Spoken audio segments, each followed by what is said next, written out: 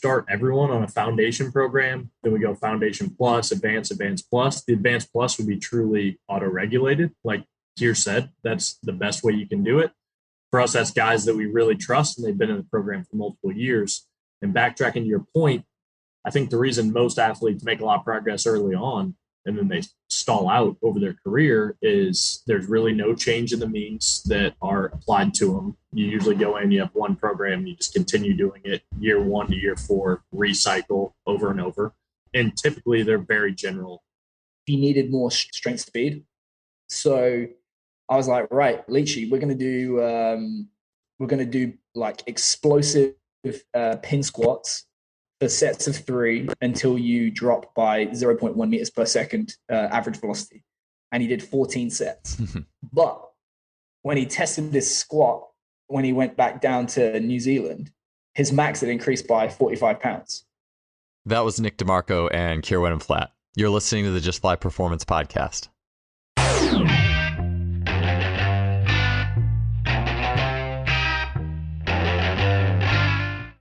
Before we get to the show today, I wanted to mention a really cool item that is available now from our sponsor, simplyfaster.com, in their store. That item is Exogen Premium Wearable Resistance. Exogen is a series of tight-fitting sleeves along with uniquely shaped fusiform weights that strap directly onto those sleeves. So what I mean is you can have shin sleeves, arm sleeves, shorts, and a vest, and you can strap these uniquely fusiform shaped weights that they're light in nature, 100, 200 grams, that strap on in a way that allows you not only to resist movement very specifically, but also add fine-tuned elements of rotation to that resistance. So this is the next level of wearable resistance. You may have heard this from back long ago on the show, Hank Kreinhoff talking about it, to recently Chris Korfist, sprint coach, talking about it. This is the next level in premium wearable resistance. I've used it myself. I love it. I love not only the way it feels and the way you feel form and technique change. It's like combining technique with power. And so often we just think about weighted vests as just pure force, pure downward gravity loaded resistance. This is the ultimate combination of technique with power. And it shows up in things like Chris Korfist being able to take time off an athlete's 10-meter fly by putting the sleeves just on one side of the body, an ipsilateral resistance. We're using the body's own systems, fine-tuning it. And that's what this does. It allows you as the coach or an athlete to create, explore, and fine-tune the way that the resistance is rotationally impacting the body. This is next level stuff, and I know you'll love it. So you can check that out in the Simply Faster store. Head on over to simplyfaster.com. That's simply with an I, faster.com, and get your Exogen gear today. There are a lot of important questions that we need to be asking ourselves in the process of training athletes. One of which is, how do we keep speed and power gains rolling along once an athlete has the prerequisite general strength they need for their sport? How do we put an athlete in the training bucket that's going to get them that low-hanging fruit that will help them to unlock the next level of their performance? We also need to ask ourselves, how can we most effectively maintain the base qualities that we have while improving those low-hanging fruits, those things that are going to get us to the next level? Finally, it's important to ask, how can we condition properly to prepare for the worst, the most dense and intense play situations that sport might throw at us, while losing a minimal amount of strength and speed in that process? To answer these questions, we have sports performance coaches Nick DiMarco and Keir Wenham-Flatt as our guests today. Both of them have been prior guests on this podcast, speaking on topics ranging from perception reaction work, opening and closing loops on the field, training transfer, and a whole lot more. Nick DiMarco is the director of sports performance at Elon University. He is a leader in the NCAA University coaching system in the realms of high-performance ideology. Nick also has skin in the game himself as a former professional athlete and is well-versed in the intuitive aspects as well as the X's and O's of what it takes to be a high achiever on the field. Keir Wenham-Flatt is the founder of the Strength Coach Network as well as Rugby Strength Coach. He's been a physical preparation coach in American football as well as professional rugby for nearly a decade. His experiences have taken him to 5 different countries, and he is a prominent figure in modern coaching education for physical preparation. On the show today, we'll get into the fine points of off-season and preseason training, and the real keys of this podcast. I think some of the main points that we'll really get to is the buckets that these guys will put their athletes in based off need. So understanding training need, understanding specificity, and how do we get the preseason, or how do we get the off-season to preseason training period to really flow in a way that is going to help athletes most efficiently reach their goals and cut through those barriers that are holding them back from the next level. This was a show that not only has unique information, but also ties so many things together that we often talk about on this podcast. I'm really excited to get it to you, so let's get on to it. Keir, Nick, thanks for coming on the show. Let's kick things off. I'd like to get into some of the vertical integration-based stuff, because I think that I have been in my own mind I think about reconciling like at least different emphases. Football or any other sport in the college level or pro level is a grind. It's a long season. And so yeah, I'll ask you this as well, but like the idea of at least mentally breaking up the year into different things. But tell me about that. So I know we oftentimes think of off season for football or any sports, like we'll get stronger, lift weights. Tell me you guys' thoughts on vertical integration. How are you guys splitting up your time and energy into the various elements of the things that are going to transfer to sport throughout the year? Like how does the off season and preseason, does it change much? How do things change? I know it's a really broad question, but maybe let's just start with how does it change from the off season, the spring, to the preseason, the summer for you guys? And how are you guys changing your emphasis there? Well, the problems that you're trying to solve will change according to where you find yourself in the year, who you're faced with, all that kind of stuff. So let's work backwards. Okay. So if you say in camp or in season, or let's say, in season, what is the problem that you're trying to solve? It's basically tactical technical, because you can look at physical variables. They're extremely stable week to week. A fluctuation of 10% is considered wild for physical variables. And yet the results just vary wildly on the field. Why? Tactical technical. So it's your ability to execute a game plan that always operates from a position of strength, exploits your opponent's weaknesses, and so on. So if there's limited time in a week, and you've got one thing that's not moving the needle, and you've got another thing that really is, it should make sense that the bulk of your time and energy and effort goes into the thing that is, and everything else that is not a limiting factor is reduced. Working backwards from that, you get to camp. It's going to be less adjustment week to week. You know, where are they strong? Where are they weak? And this, asking the same question for us and coming up with a game plan to do that. It's probably going to be more the install and the accumulation of time basically to master that system. Working backwards from that, what's the problem that you're trying to solve? Is everybody breaks their athletes within the first 7 to 10 days of camp due to a lack of exposure. As we just said, to the high intensity actions, they're going to be required to display within the context of their position. So ask yourself, what do you most get tired doing? What do you do most often? What's of greatest significance to the outcome of the game? That's the stuff that you need to be a master of and robust to within the context of your position.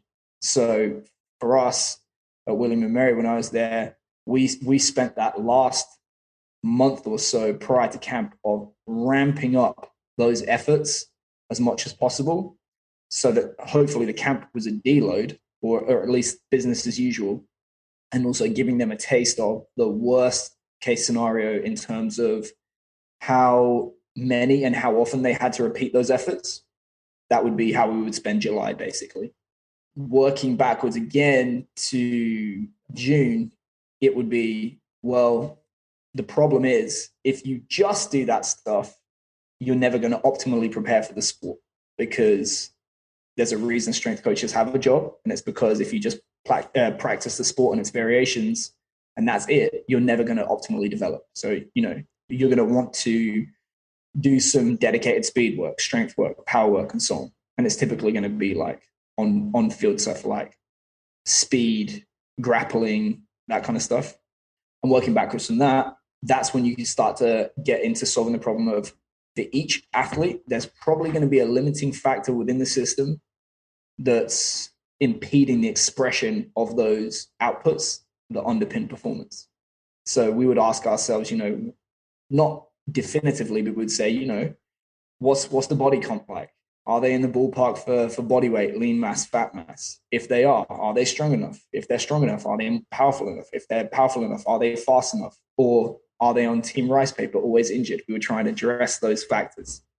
So that would basically be our kind of like May, June, July, August into the season. And in reality, to me, the spring season, which is the worst idea in sports because you're basically risking breaking your athletes for a game that nobody cares about to get in the way of preparing for the games that people do care about. For us, it was just a smaller version of that. So with you're basically talking about like buckets, like what is your lowest hanging fruit across the board? And I'm sure that's different. I know you're going to be getting into high school a little bit too, so I imagine a lot of those buckets will probably change. I don't have experience in college or high school football, but I'd be interested to get your take on, moving into that situation or versus rugby. But basically you're saying those buckets would be, I mean, I'm sure it's different, but like you need lean mass strength or speed or injury resiliency. I mean, how much did you find that able to play out? Or maybe can you go into that a little bit as well? And Nick, feel free to jump in too as well. I don't want to take this one too far, but the ideal scenario would be everyone's a snowflake. Let's write amount, right time, repeat every single day. You're collecting data to inform that. But the reality is, especially in the poorer schools, even in college, and it probably gets a lot worse in high schools, you simply don't have the resources to do that or to implement it. So like you said, it's a bucket approach. You're asking broad questions of, do we have clusters of athletes that fit into different categories? And then how can we push out a program that is fulfilling those needs, but is still relatively scalable, easy to manage? So we can get into the detail of it, but the way that we did that was with Team Builder. So we created several different calendars within Team Builder at once, and we would assign athletes to that. So we could have 40 people in the gym running 5 different programs, and all they had to do was look at their phone to get it. With regard to pursuing the goals of those different buckets, we would kind of ask ourselves, what are the primary means that we might use to address that particular weakness? What is the kind of like maximum productive volume, intensity, and so on can we expose them to improve it? And then for everything else, what's going to be the bare minimum or what's appropriate to just retain development in those areas? And that would be how we would kind of push in that weakness block. And with regard to the developmental stuff, wherever possible, the answer would be auto-regulation, because by definition, if you're auto-regulating every set of a target ability, you've hit the maximum productive volume for that session. Those 5 buckets, I think you mentioned them already, but could you just clarify if those were 5? And I imagine too, if it was like a poor school or a high school, it might be like 3 buckets or 2 buckets or, it's a logistical constraint more than anything, I guess. Like with me, Scott, and a bunch of assistants, and maybe Eric dipping in and out, we were confident that we could just about get 5 groups running simultaneously. But yeah, the questions we asked ourselves, if you're always injured, does it matter how fast you can run a 40? No. Okay, so right. Be on the field. Some guys are just, if you ask a question, if the strength coach didn't exist or the sport coach didn't exist, in which situation would the team be better off? And the answer, of course, is the strength coach wouldn't exist. So, right, rule number 1, be on the field, be a master of your sport, and go do that. Same thing. It's just a hard fact that there are anthropometric barriers to entry that you must clear if you want to thrive within your position. And of course, they go up the levels that you go up. So, for example, Nick may correct me, but like you're probably never going to play in the NFL as an O lineman if you're less than 300 pounds, especially left tackle. So guess what? Yeah, if you're a left tackle and you're playing Power 5 football and you're 275, that needs to be cleared. And then the benefit of that is you're probably going to gain some lean mass, which may increase capacity to increase max strength. And then once you've done that, once you've cleared the barrier, you say, right, okay, strength. Why would we pursue strength first? Because if you look at the Bondarchuk classification, typically SPP efforts, barbell lifting is going to be more general in nature. You can push it down the road where you use those specific means and keep getting that transfer. And it kind of provides that foundation for other abilities to be developed across the force velocity spectrum. And we can look at that simple data that says generally the stronger you are, the more robust you're going to be to all forms of injury, regardless of mechanism. And then we start to get into like the ballistic power, because one RM barbell strength is going to transfer to explosive movement to a point, and it's lower than people think. But once you've cleared those, then you actually need to start to express force at high speed, even in general means. And then lastly, it's like, well, actually, you need to look at speed of movement in sporting skills, which for the majority of football is going to be sprinting and changing direction. So that was the reason that we kind of like asked those questions in order. So those buckets would be mass, basically mass, strength, speed, robustness, or people who are always getting hurt, and then robustness, body composition, maximal strength, maximal power, maximal speed. Got it. Yeah, and I agree with you, and I'm excited to turn this over to Nick here with like the how strong, especially as you progress through the levels. And I've heard the stat that like college football players, their first year they might get a little faster, jump a little higher, but beyond that, you don't see much of any change. And so it's like, well, what bucket should they be in, right? And I'm in a good situation for myself now. That's forcing me to work under different paradigms. As I'm working with, he just graduated high school and he's preparing to play D3 college football, a lineman, and his need is just pure mass. He just needs to get bigger. And so for me, actually, I put away the speed, the 10-yard dash. Like I just put it away. Just because it's like I don't even want to tempt myself, to be honest, because it's like I need to turn my own wheels and not go to what my typical thing is and just be like, hey, and it's a good chance for me to grow. And so it's those, so I'm working on my mass bucket there with that one, and that's been a good opportunity. But so Nick, I'm excited to hear your take on this, and it's particularly my question too. And I think the important thing is, like Keir, you said, how strong is strong enough before we start throwing in different buckets? And so Nick, can you share your thoughts on all this? Yeah, so our buckets is kind of similar in some ways. We start everyone on a foundation program, then we go foundation plus, advanced plus. The advanced plus would be truly auto-regulated. Like Keir said, that's the best way you can do it. For us, that's guys that we really trust, and they've been in the program for multiple years. And backtracking to your point, I think the reason most athletes make a lot of progress early on and then they stall out over their career is there's really no change in the means that are applied to them. You usually go in, you have one program, you just continue doing it year 1 to year 4, recycle over and over. And typically they're very general programs as is. It's always chasing strength. And like Keir said, you can reach those strength numbers a lot sooner than people think. Like you definitely don't need a 2 times body weight squat to successfully run fast. And so our goals change with each program. Foundation program, in my experience, I think probably batting 100% on this. If you come in as a college freshman and you get stronger, you're probably going to get faster. You're going to jump higher. Just increasing body mass is important. Changing some of your bigger guys that you get to a little bit more lean body mass is important. And increasing relative strength should always be the goal, not just mass moving more mass. And so the foundation program is really movement competency, starts to teach them obviously the skills on the field.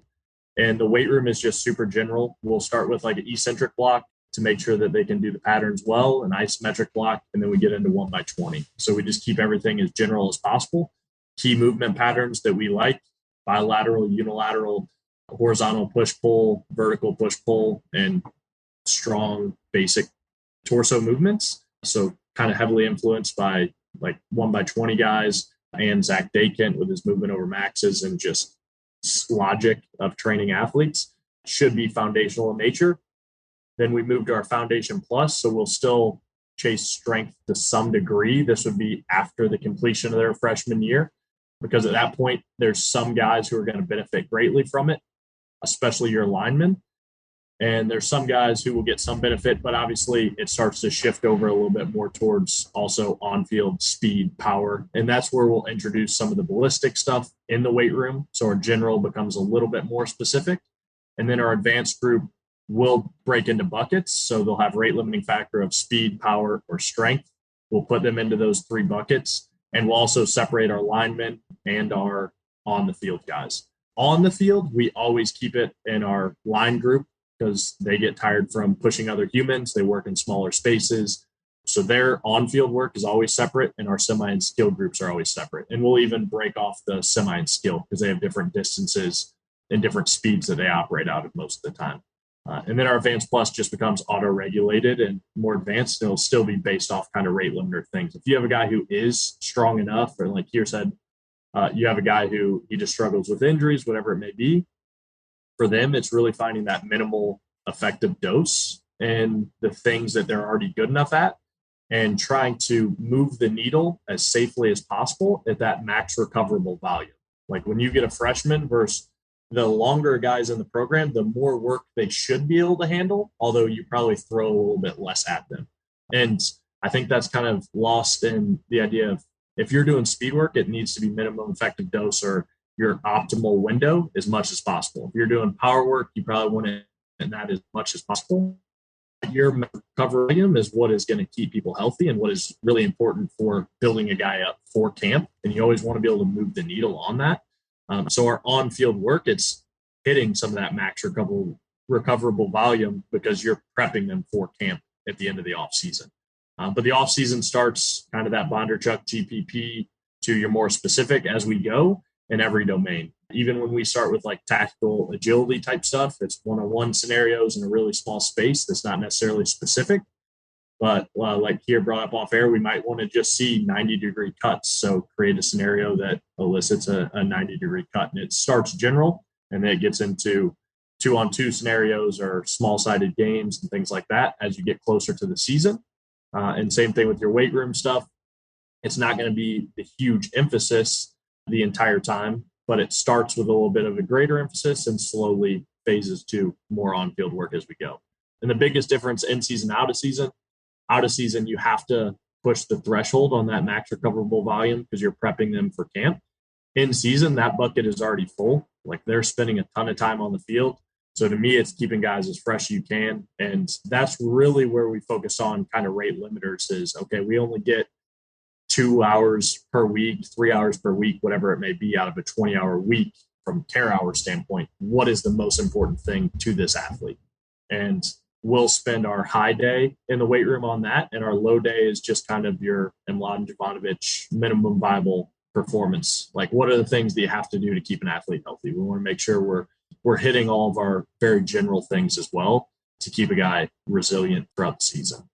Yeah, so something I heard both of you guys say that I want to further a little bit. You both talked about auto-regulation. I think that those foundational phases, that 1x20, I know Keir, last time you were on the podcast with Eric, you guys talked about the 1x20 kind of rolling and just really milking out those gains as long as possible. And we've had a lot of 1x20 talks, and I think a lot of people listening to this are very familiar with like just foundational strength. But you guys both mentioned auto-regulation, and I can't help but think about that point. That is so common where an athlete has achieved foundational strength, size, what have you, and we do think about that stagnation in that so often happens in the strength and speed measures later in the years of college and university.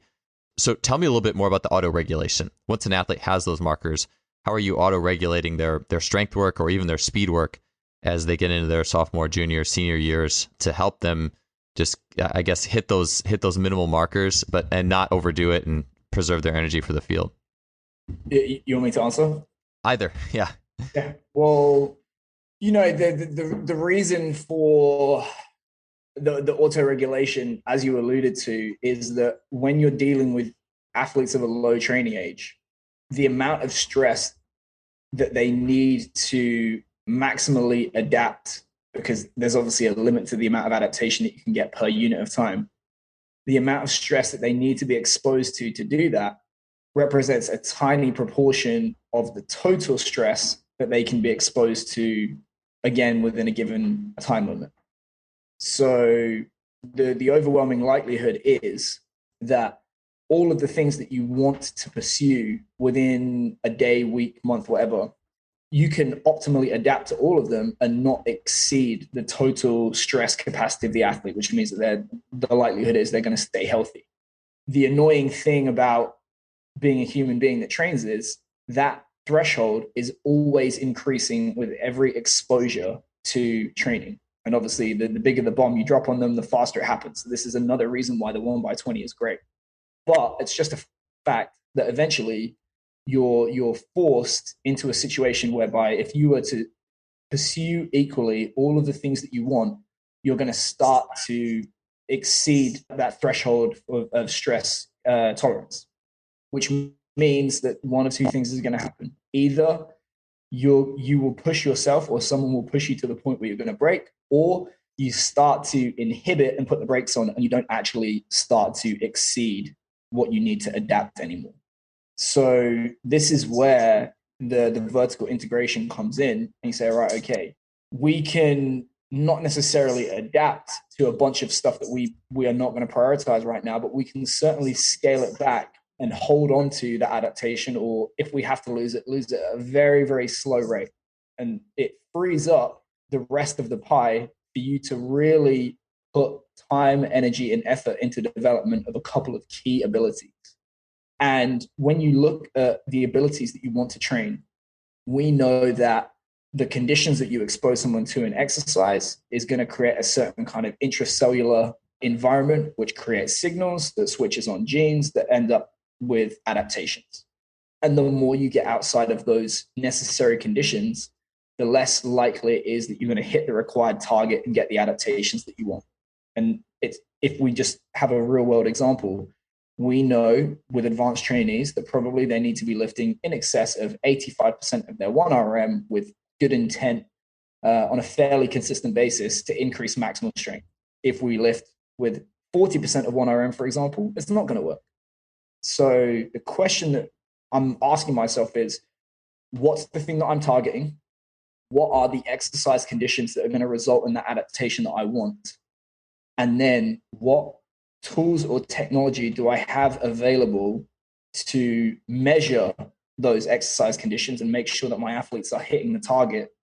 And then how do I create the kind of workout that's going to make sure that once my athlete can't do that, we're shutting them down? Because once you start to get athletes that are just going through the motions and not creating that strong signal for adaptation, you're creating the fatigue. And obviously with fatigue comes risk, but you're not getting any of the benefit of adaptation. So to me, the joy of AREG training, auto-regulatory training, is you're maximizing the benefit that you get in terms of adaptation for the cost that you're paying in terms of fatigue and risk. I wanted to take a break from the show and briefly share with you the difference that performance herbalism can make for you. Several years ago, I had Logan Christopher, CEO of Lost Empire Herbs, on the show to talk about hypnosis and mental training for athletes. While talking to him, I realized he also had an herbalism company. So shortly thereafter, I used the Phoenix formula, which was my first product I bought from them. I had great results with it, not only increasing my energy and decreasing my need for coffee and caffeine, but I also noticed that it was making an impact on my lifts and my weight room numbers. I was having a great training experience. Shortly thereafter, I also got into the Shilajit resin as well as other herbs. And I don't look at supplementation the same way. I'm a strong believer in what Logan and his company are doing in looking for a natural resource to boost human performance. If you want to check out the herbs that I use personally from Lost Empire Herbs, you can head to www.lostempireherbs.com/justfly. There you can get 15% off your order, and they offer a 365-day money-back guarantee. Definitely check them out. Let's get on back to the show. So what would an AREG like strength session look like then, in terms of how many sets and then using biofeedback to shut it down? Or Nick, I know you talked about it as well. How does that look? How does it look? The crudest might be just looking at bar speed, or you can do idiot-proof stuff like APRE from Brian Mann. You can, for us, when we wanted to do, like, say we're doing a unilateral circuit to concentrate on asymmetry, we would maybe do escalating density training for a given time limit. Can you increase your volume within a given time limit? You can look at like drop-offs. You say, right, we're targeting hypertrophy. We're going to keep doing sets until you can't do, 20% of your best number of reps, for example. You can do VBT. There's plenty of documentation about there on velocity thresholds for the development of maximal strength. You can do all kinds of ways. It's basically just looking at what you have available, what you can manage within the group, and what your group is going to be comfortable doing, and then picking what works for you. Got it. Another thing I've thought about with doing some of those various auto-reg type setups is do you cap it? You know what I'm saying? Like, if an athlete is just like a freak and can maintain a bar speed for 8-10 sets, right? Like, is there a cap where it's like, look, like this, you've done a great job, like, let's save the rest of this? Or how does that, do you have any kind of contingencies when it comes to some of the higher ends of those things? It depends on the context of what else is going on in the day. You know, if if, for example, I'll give you a real world example. I trained a guy in Japan, and I was toying around with the JB Marin stuff in terms of force velocity profiling, and it came up that he was a force, or it was kind of like mid range, but he needed more strength speed.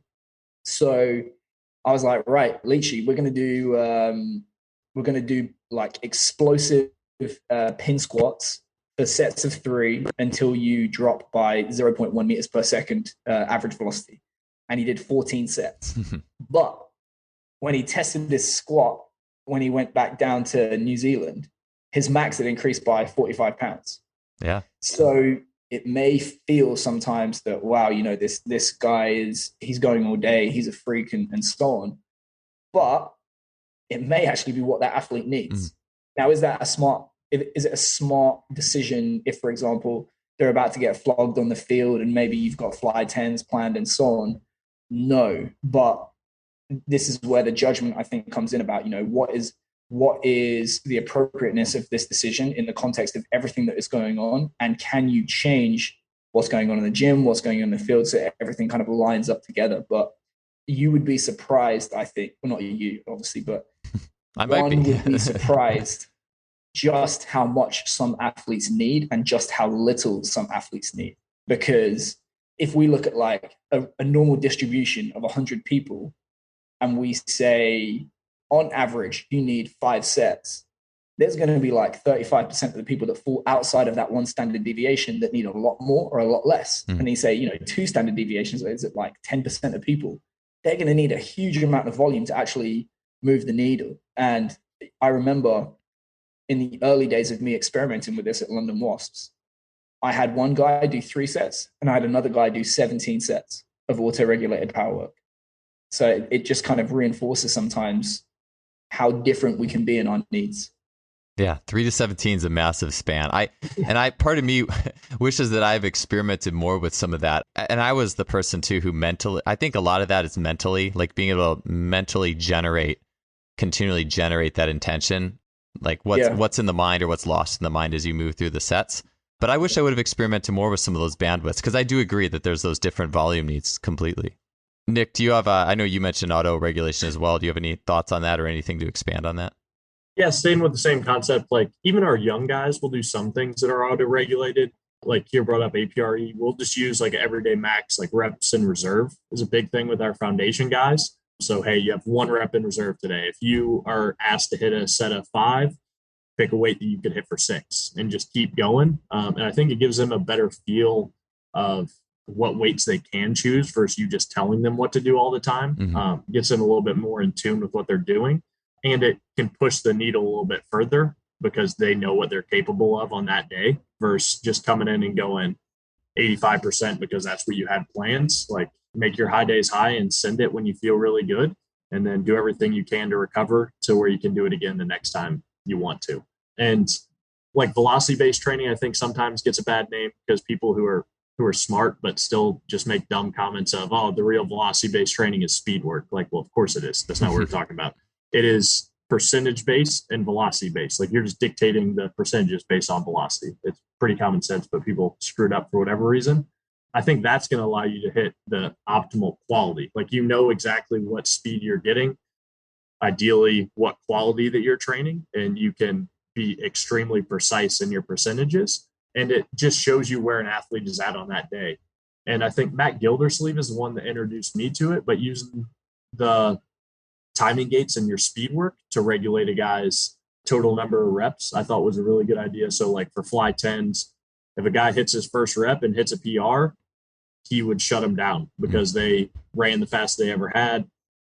In my experience, a guy who runs a PR probably isn't going to PR again the next time and is probably at the most risk for injury, is what I have seen. If he had a guy who has, he's 98% or 97%, he would set a percentage drop off for the day with a cap. Like, hey, the most reps we're going to get is 4. And so if a guy is in that 98, 99, and he keeps trending up, he would let him go until he hit a PR or he dropped below. So putting a cap on it, I think, is helpful for the speed work because you have a certain volume you might not want to go past, and there's a little higher risk. But like Keir said, the guy did 17 sets versus one guy did 3. Myself personally, I've tested the limits of like max recoverable volume and things like that, where it's just set a bar speed. And I think I've squatted like 90% of my max 32 minutes in a row. I was just going every minute on the minute, trying to keep a certain speed until I dropped. And you're not normal. It's crazy what you can do though some days and what you can't do. Like your training volume capability, your speed capabilities change so much day to day that it makes so much sense to go to something that's auto-regulated because it takes into account how you feel. Having a structured plan is great, and you might catch the majority, but an auto-regulated plan, as long as they're putting really good intent to the training, is going to catch a lot more people because it's taking into account how they feel on a day-to-day basis. Yeah, that makes sense. I think that ties up some of the things I was thinking of in my head when I mentioned with the cap. A lot of what I think is the real high threat stuff, meaning like a 10-meter fly is a high threat if you do enough of it, you know? Yeah. And the stuff that the body's going to perceive, like doing 17 10-meter flies just because you didn't drop off, I think the body would react differently to that than 17 pin squats where there's not as much threat because it's a pin. Like you drop it, you're not going to die. You know, you're not going to die. Like I think setting a cap kind of creates a higher level of intent because you're really competitive guys want to move the bar. And as long as it's not like good arts law, it's not making it poor quality. As long as the quality stays high, I think it just increases that intent rep to rep. If you said, hey, the cap is 8 today, your really competitive guys are going to want to get there. Versus if you just leave it open-ended, they'll just kind of go by the feel of the room. If one guy does 3, the next guy might be content to do 4 or 5 and then kind of back off a little bit. Because it definitely is a mindset thing of approaching everything with that same level of intent. Yeah, it makes me think a little bit of that that DB Hammer greatest sports training book, whoever wrote it, had talked about the drop-offs, because everything in that book was drop-off related. You would just go till you dropped off by X percentage. And the drop-offs for speed were much less than strength. Like strength in the book, at least it had you could drop off to 10%. And whereas speed was like 3. And I think when I was talking with Dan Fichter, I don't remember if he said this or not. I feel like he did, but like even like just 1% with speed. And that's where I've always been more conservative with that, with at least speed. I think where it hasn't carried over as much. I mean, personally, I feel like I could do, like if it was like Olympic lifting or something, you're throwing the bar down again, low threat, like I feel like you can do a lot of rounds of that stuff and your body isn't going to react as negatively versus if you go over the limit on a sprint or a plyometric or something like that, it could be a lot more negative. So anyways, I that's interesting. Just like the strength versus the speed and then everything that goes with that.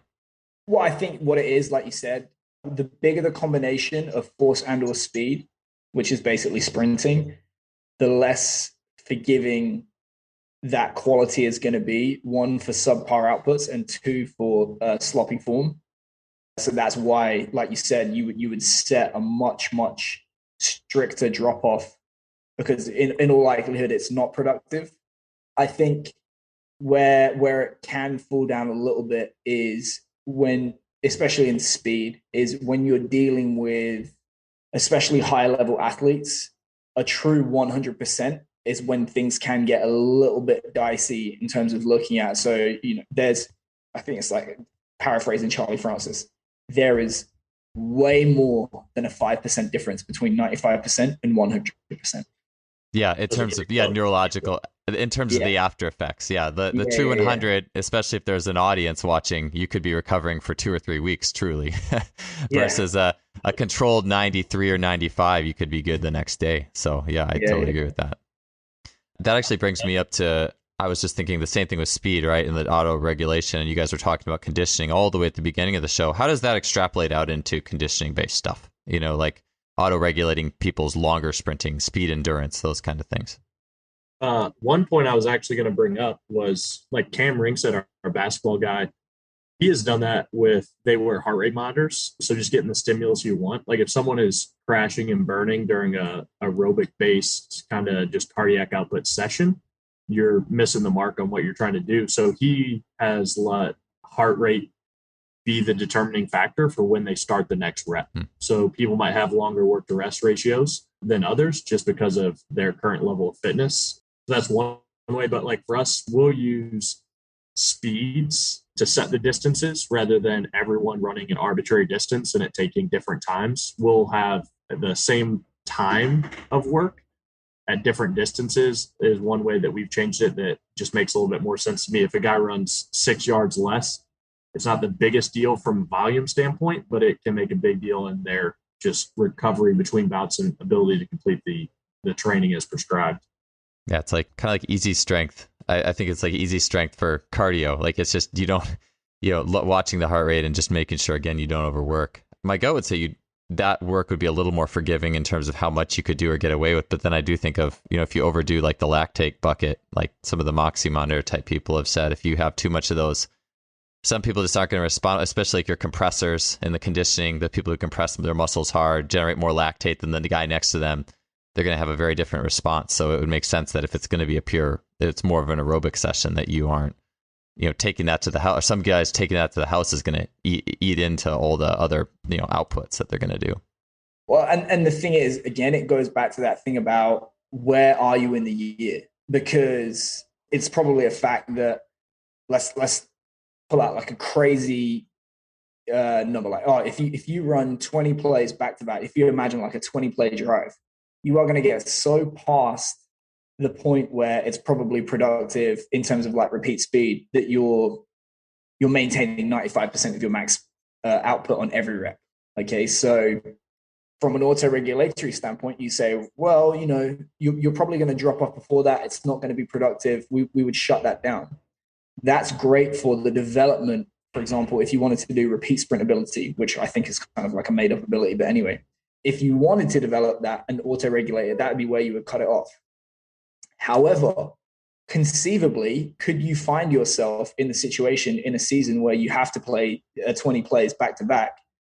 Yeah, you probably could. And that probably does represent the worst case scenario that you might be exposed to during the course of the season. So off the top of my head, I think Navy last year or the year before, they did like 18 plays in a drive. So it's that pulling between two different extremes. What optimally develops a key ability and what does the game look like? And that's why I think there has to be that transition. You have to eventually take off the hat of optimal development and say, okay, we've developed what we're going to develop. Now we have to take that and start to get ready for ideally the sport, but in all likelihood, the hardest thing they're going to do all year is camp, and you have to get them ready for that. Got it. So is it basically like almost like minimal effective dose of like the main buckets as per what they need, and then in the run up to camp, that's when maybe more of that, I guess you could say, not that it makes sense in light of the game, but kind of tilting the scales. We're tilting everything down in favor of this potential worst case scenario where it's a drive. Yeah, I mean, you can say, especially strength coaches say, 10 reps is optimal.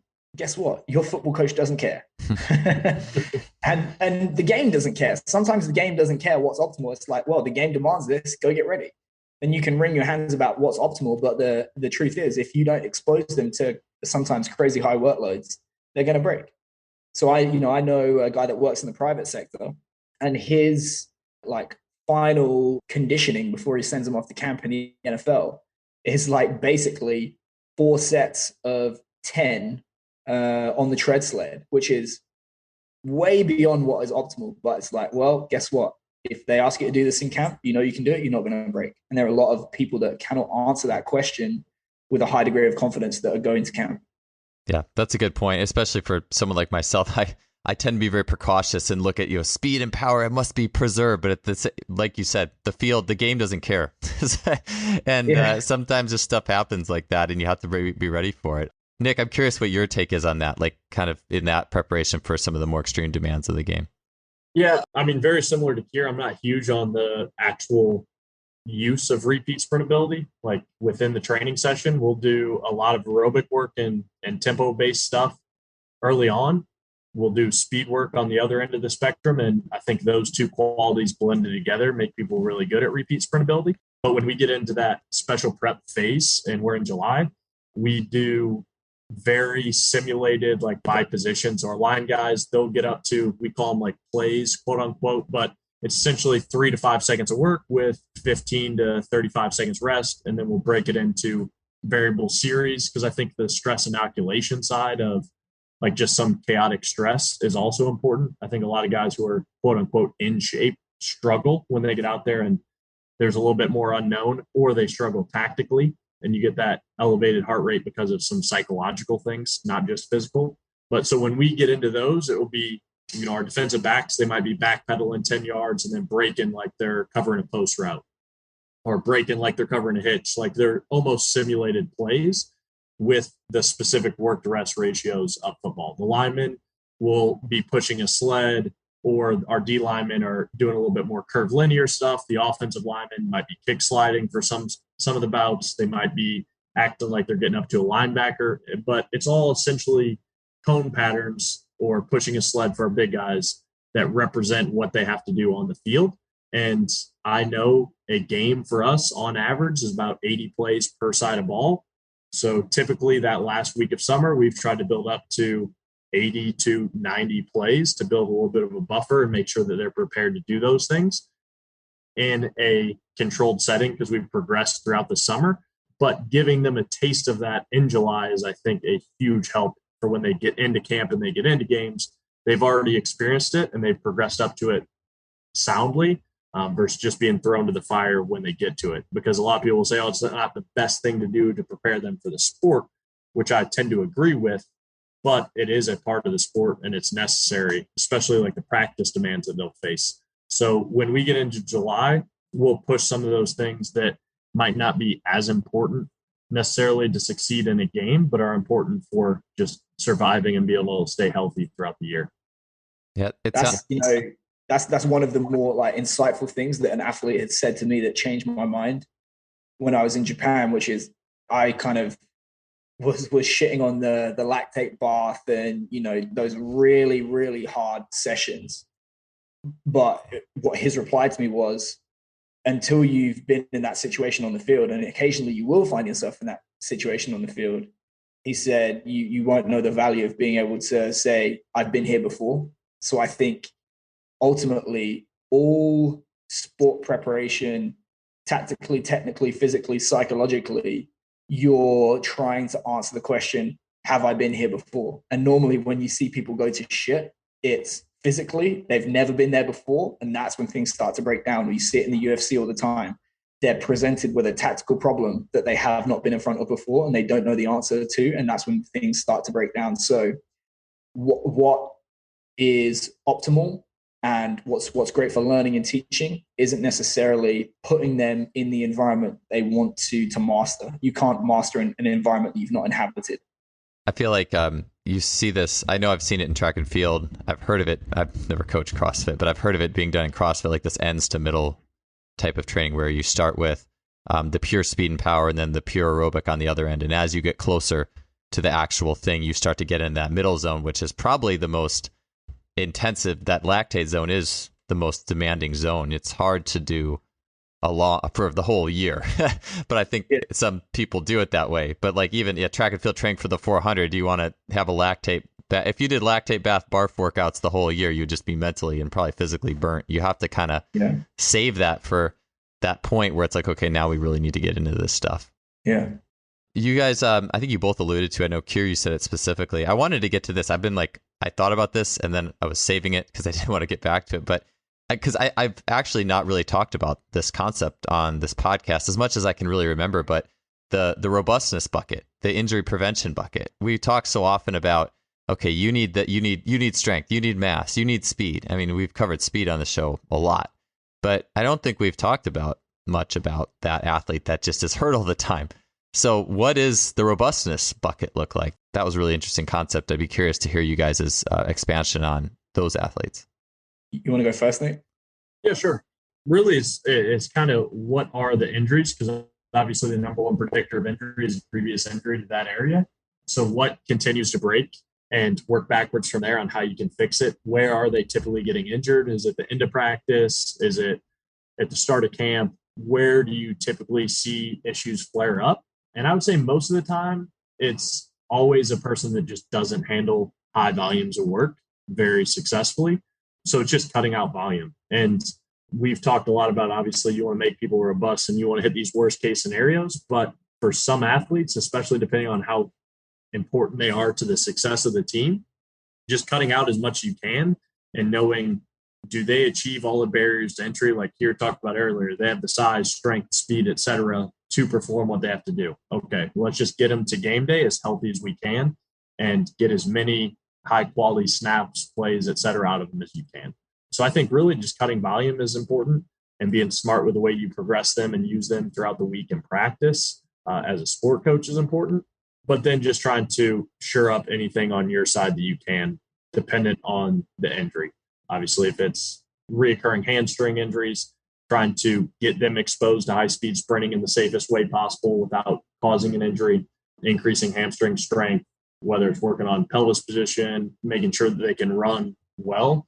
I think it just really break down to the person and what it was that they need based off of their history. Yeah, I agree completely.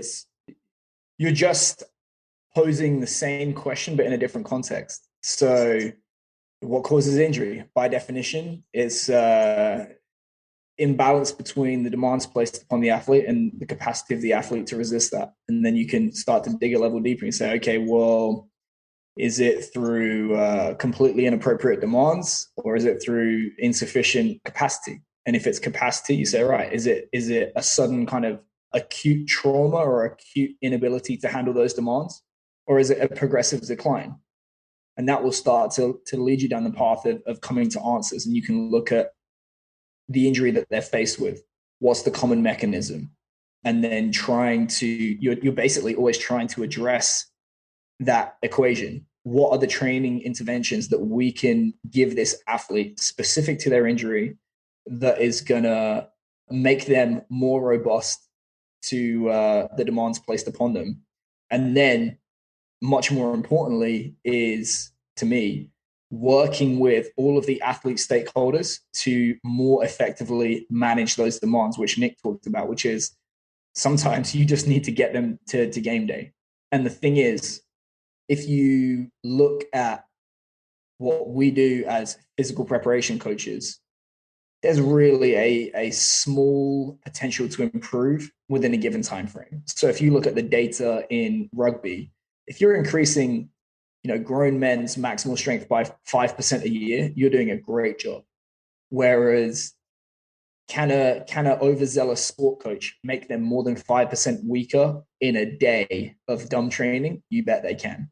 So there's that asymmetry there between your ability to mitigate against what a sport coach is doing is minuscule in comparison to their potential to blow up that athlete. So the greatest return on your effort as a practitioner should probably be on the education and collaboration with everyone that touches that athlete, rather than looking for the perfect rehab exercise. Although what you do within a rehab program is of course going to be important. Got it. So within that bucket, I mean, is it more so almost more like a flag than an actual?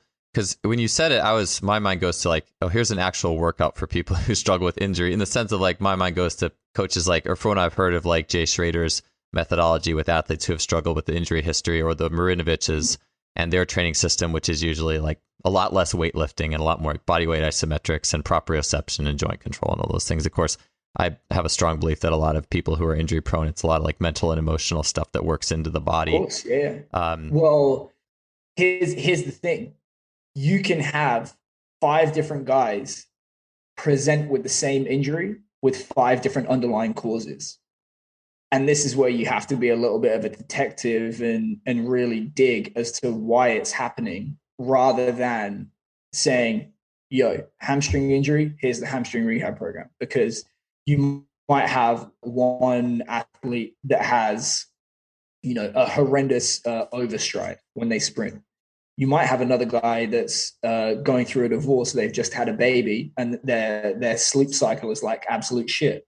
You might have another athlete that disappears for the summer, and when they come back and they get put into those football sessions, that's the first thing they've ever been exposed to in a long time. So like that's a workload question. It might just be simple relative eccentric strength, which if we look at the data, you have that so-called quadrant of doom of low relative eccentric force and short sarcomere length. It's absolutely a factor. So it's asking better questions or asking like more deliberate questions to try and identify the root cause and then coming up with an intervention to target that rather than having a blanket prescription for whatever problem you're faced with. Yeah, sure. So what I wanted to get at was basically like, is there an actual bucket, like this is the training program, or it's more of a flag? Like it's more of a, I mean, which is it kind of, or is it kind of both? Like, is there an actual training program for these athletes in terms of a general sense, like using less compressive loading, or is it more of just a flag by which to understand and like you said, you have to get to the individual root cause? Yeah, to me, it's more of it's a prompt. It's a prompt rather than, oh, you fulfill this criteria, like you're in the injury bucket. Yeah, that's self-fulfilling prophecy too. That would be that might not be good. Like, yeah, to me, it's like, hey, you need to pay closer attention to this.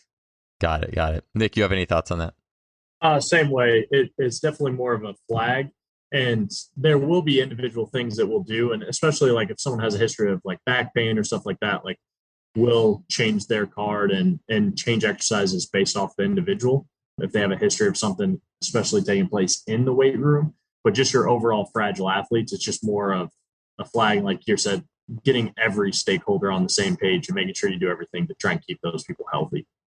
Got it. Cool. Based off our time, there's a bunch of questions I wasn't even able to get to, sadly.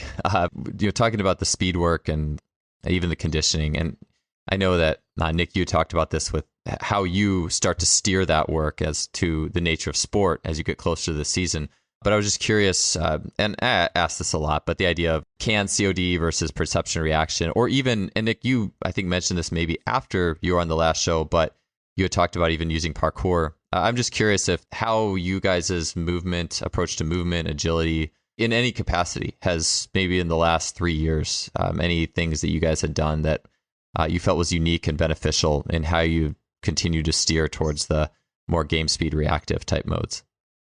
I don't think I've ever had a unique or original idea, but I think, again, you're going through that series of questions, or earning the right. No matter how good your perception and your problem solving skills are, if you don't have just a rudimentary level of work capacity and tissue tolerance for high speed changes of direction, do not pass go, do not collect $200. So this is where there can be some value to closed environment change of direction drills with no decision making, because you're just kind of like putting money in the bank for that. Once you start to get beyond that, you typically find that the real determining factor between who's good and who's not is not physical. Once you've cleared that barrier, it's more about the ability to perceive the environment, process the information coming in, derive meaning, select a response, and execute it. But like all things in training, if you imagine live football is the 1RM of football, you're not going to do a 1RM on day one. You have the psychoperceptual elements of training have to be progressed in a logical manner, like everything else. So that's when you start to get into simpler, small-sided games, 1v1, 2v2, 3v2, all kind of things like that. And then you're starting to put even more demand on top of that with install, scheme, different options, like route trees and so on, and then starting to put that under more and more stress and do it under more and more realistic conditions. One thing that I've tried to do in recent years is view agility much more as a problem to be solved, and trying to check off in a sequential manner the tools that athletes need to possess in order to better solve those problems, and simultaneously do that without being told to stay in my lane. That's the trick, right? Yeah. Nick, you have anything there? Yeah, just kind of saying with that, like I've talked on this podcast of kind of how we bucket our agility. And that's a big piece to me, especially working with football, just because they don't get it in the off season the same way a basketball athlete or soccer athlete who is playing their sport year round does. So I think it's a huge component to add that perception action element to things and make sure that it's actually going to show up on the field. And even if that's some of your linear work, curve linear work, whatever it may be, adding a perception action component to it, I think is extremely helpful.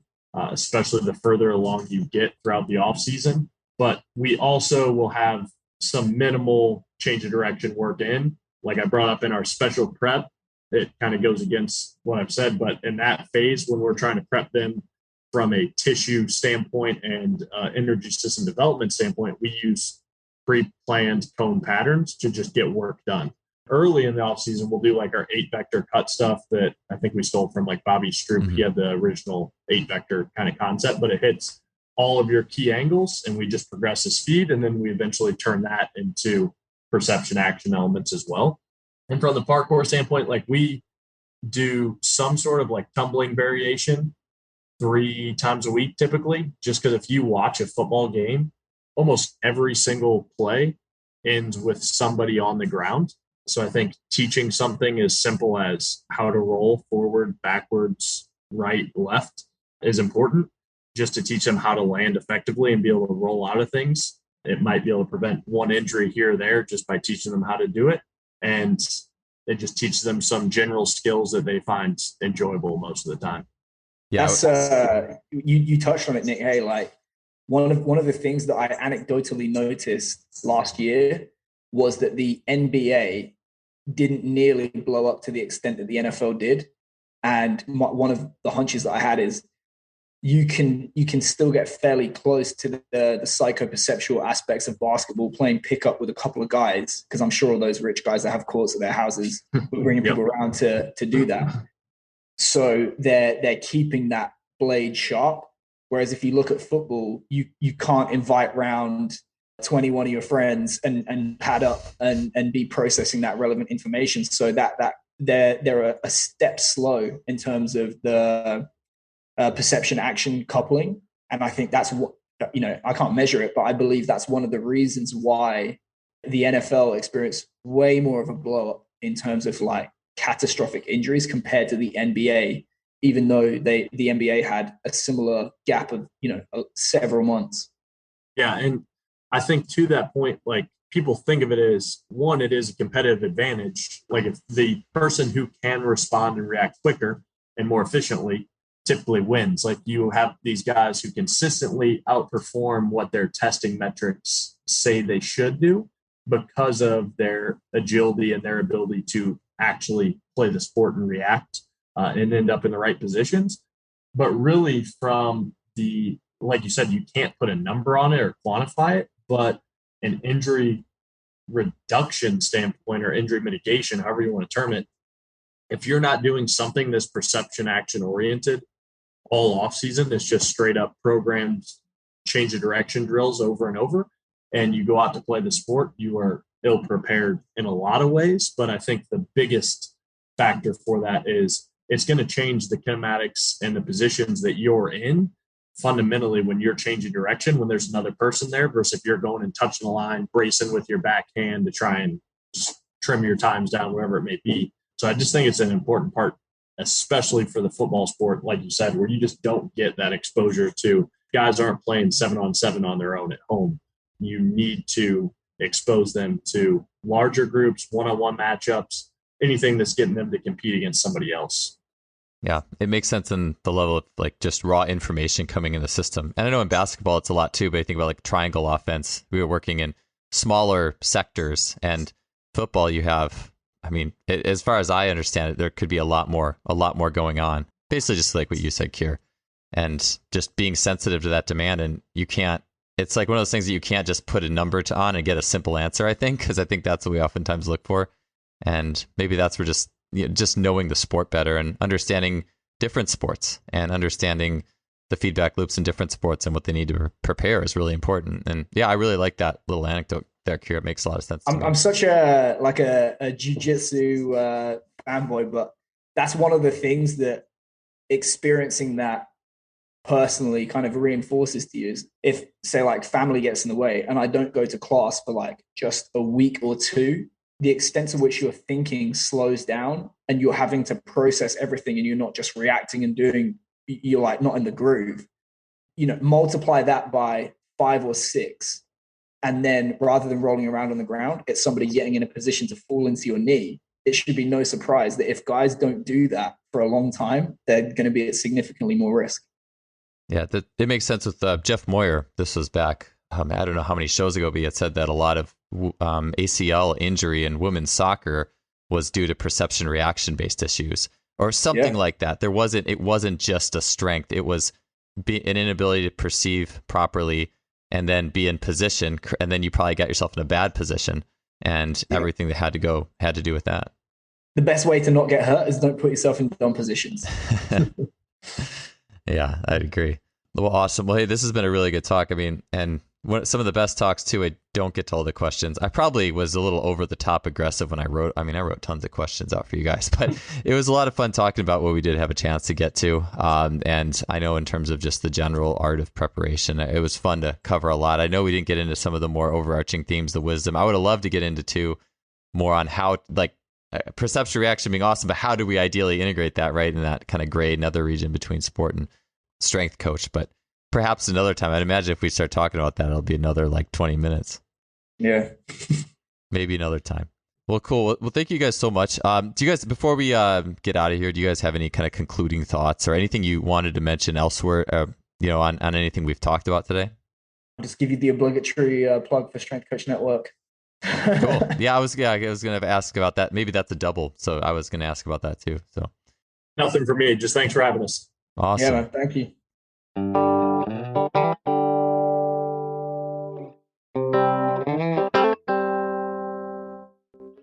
Thanks for tuning in to another show.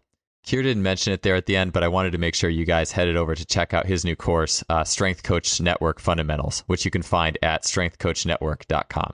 Keir does awesome and extensive work, and there's a lot of great people speaking on that course. So be sure to check that one out. We'll see you guys next week with another great guest. Have a good one.